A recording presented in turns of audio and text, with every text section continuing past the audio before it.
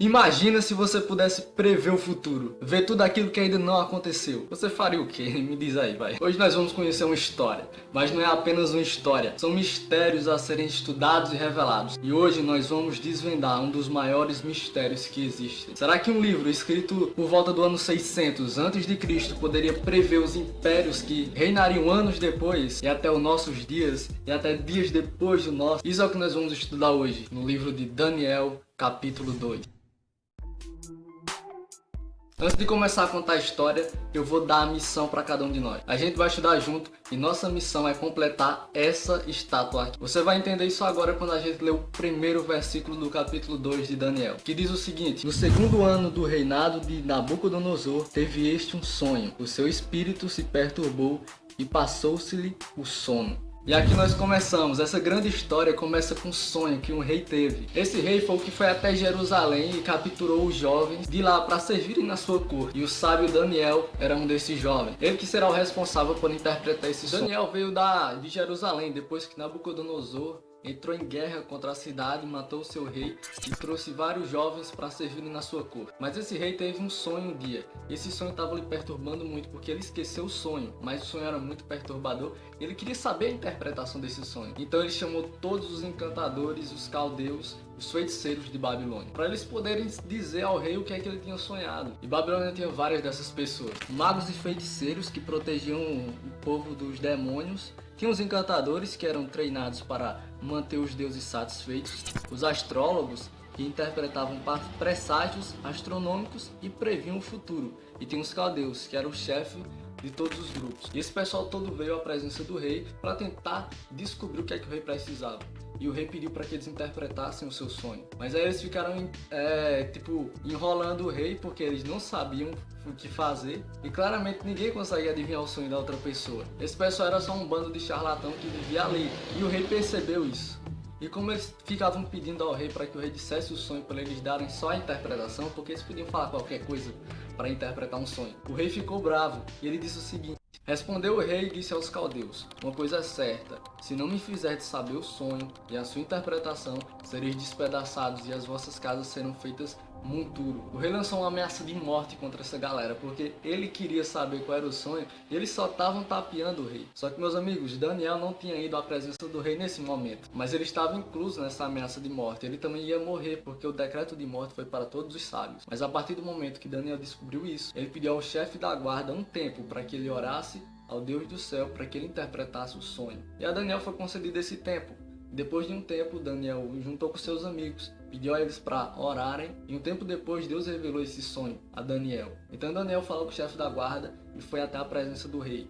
Chegando lá, o rei perguntou se ele conseguiria interpretar o sonho e dizer qual era o sonho. Então Daniel, como ninguém, começa a revelar o sonho ao rei. E o sonho é justamente onde você vai entender a estátua que nós precisamos completar aqui. Daniel disse que o rei tinha sonhado com a estátua que tinha a cabeça de ouro, o peito e os braços de prata, o quadril de bronze e as pernas de ferro, mas também tinha os pés de ferro misturado com barro. E o sonho acaba com uma pedra sendo cortada sem o auxílio de mãos e lançada nos pés da estátua e quebra todo o resto da estátua de baixo para cima. E Daniel disse que a interpretação era o seguinte: que a cabeça de ouro era o próprio rei de Babilônia. O reino dele era representado pela cabeça de ouro.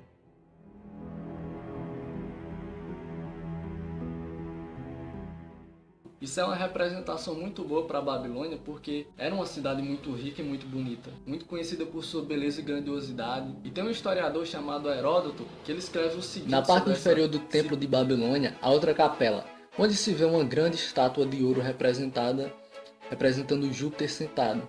Ao lado, uma grande mesa de ouro. O trono e os cabelos são o mesmo metal. Vê-se também, fora da capela, um altar de ouro. Havia naquele templo, no recinto sagrado, uma estátua de ouro maciço de 12 côvados de altura. Então você vê a representação dessa cidade. A cidade era tipo top das top daquela época. Bom, já temos um nome aí.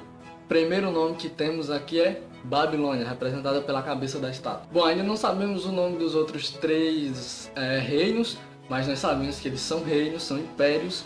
E nós também sabemos que o quarto reino é dividido, porque Daniel ele fala muito depois ali, enquanto ele está descrevendo todo o significado do sonho, ele fala que o último reino será dividido. Então por isso que as pernas são de ferro, mas os pés são ferro misturado com barro. Bom, nós temos algumas informações aqui e nós vamos continuar. Agora nós precisamos saber qual é o segundo império. E pesquisando no Google quem foi que venceu a Babilônia e conquistou o Império Babilônico, nós descobrimos um cilindro.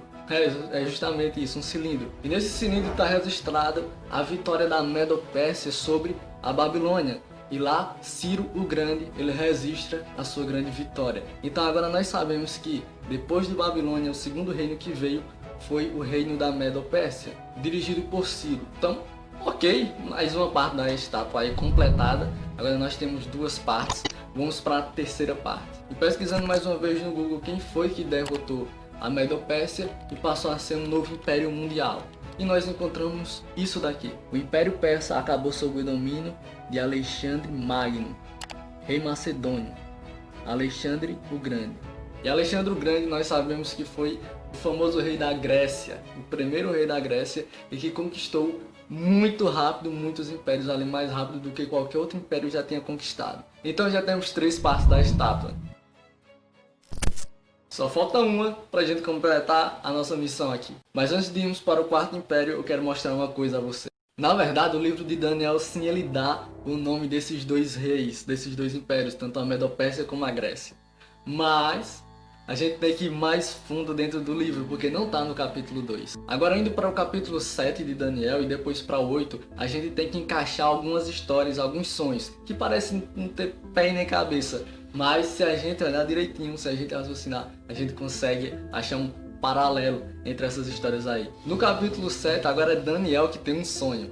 E ele não sonha com estátua, ele sonha com 4 animais. Opa, uma estátua com 4 partes, 4 animais. Será que tem a ver? Se você ler Daniel capítulo 7, verso 4, você vai ver que o primeiro animal que ele vê é um leão. Interessante que Babilônia tinha espalhado por aí na cidade vários leões. Eles gostavam desses desenhos de leões com asas. E é justamente o que Daniel sonha, um leão com 2 asas. No verso 5, Daniel ele vê um urso que se levanta curiosamente por um de seus lados. Então, é um detalhe a mais que ele traz aí, um urso que se levanta por um de seus lados. Será que tem a ver com a Medo-Pérsia, que é o segundo império, que tem 2 reis, e um se levanta primeiro para dominar a cidade? Bom, no verso 6 ele vai dizer que viu ali um leopardo com 4 asas. E se você olhar o significado de asas, naquele e-book que eu tinha baixado, que era uma revista com vários códigos do Apocalipse, o significado de asa é velocidade. Pera aí, velocidade? Grécia? Alexandre, que dominou mais rápido do que todos os outros impérios? Deve ser coincidência, sai. E finalmente no verso 7 temos o quarto animal, só que ele não se parece com nada que exista na natureza, então Daniel só fala que é um animal terrível e espantoso. Não vamos falar muito sobre ele, porque daria um vídeo inteiro só sobre esse animal, tem muito detalhe sobre ele. Mas no verso 17 é revelado a Daniel por um anjo que esses 4 animais simbolizam também 4 reinos. Então temos uma estátua que simboliza 4 reinos e temos 4 animais que simbolizam 4 reinos. Só pode ser a mesma coisa. E aí, fazendo a comparação, nós temos o seguinte: 4 partes da estátua, 4 animais. E o quarto nós não sabemos qual é ainda. Tá bom, mas e cadê o nome dos outros 2 impérios, a Grécia e a Medo-Pérsia? Tá no capítulo 8. E agora Daniel tem uma visão. Ele vê um carneiro e um bode. Parece que a coisa vai ficando cada vez mais complexa, vai enroscando tudo, mas nós vamos aqui tentar clarear a visão aqui. Bom, na visão ele detalha que o carneiro ele tem 2 chifres. E um é mais alto do que o outro. E o chifre mais alto se levanta por último. Então, claramente nós temos aqui já um paralelo com o urso que se levanta de um lado primeiro. No versículo 20 de Daniel 8, o anjo diz que esse carneiro simboliza os reis da Média e da Pérsia. E no versículo 21 fala que o carneiro é o rei da Grécia. E detalhe, esse carneiro vinha tão rápido que ele nem tocava o chão. E ainda diz mais que ele tinha um chifre bem grande e notável entre os olhos. E esse chifre era o primeiro rei da Grécia. Então, mais uma vez aí, nós temos uma referência a Alexandre o Grande. E agora nós vamos finalmente descobrir quem foi o quarto reino. Nós já temos 3 aí completos e agora falta o quarto. Pesquisando mais uma vez na Wikipédia, nós descobrimos que o reino que veio depois da Grécia, que venceu a Grécia, foi Roma. Nós encontramos o seguinte texto no Wikipédia: militarmente, a Grécia havia entrado num declínio tal que os romanos conquistaram todo o seu território, de 160 a.C. em diante. Então agora nós temos a nossa estátua completa, todos os 4 impérios que Daniel sonhou muito antes deles surgirem. Daniel estava no Império Babilônico, ele conseguiu ter essa visão de vários impérios, só que não para por aí a visão, meus amigos. A parte mais importante vem agora. Lembra que na estátua tinha o final dela, tinha uma pedra que foi cortada assim ao auxílio de mãos e foi lançada e quebrou todas as outras partes da estátua. Esse é o reino de Deus e ele virá por último.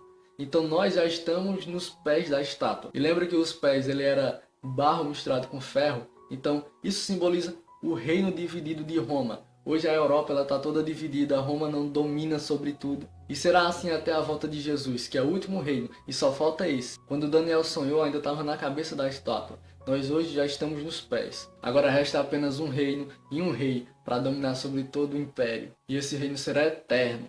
Então se prepare, porque Jesus está muito próximo de voltar. Bom galera, esse foi o vídeo, eu espero que vocês tenham gostado. Se gostou, deixa aí o seu like para ajudar. Dá sugestão aí de vídeo pra gente tá fazendo aqui, pra gente tá produzindo, pra gente ter mais ideias aí. E se tiver sugestões de melhorias também, você pode falar, beleza? Então valeu galera, até o próximo vídeo.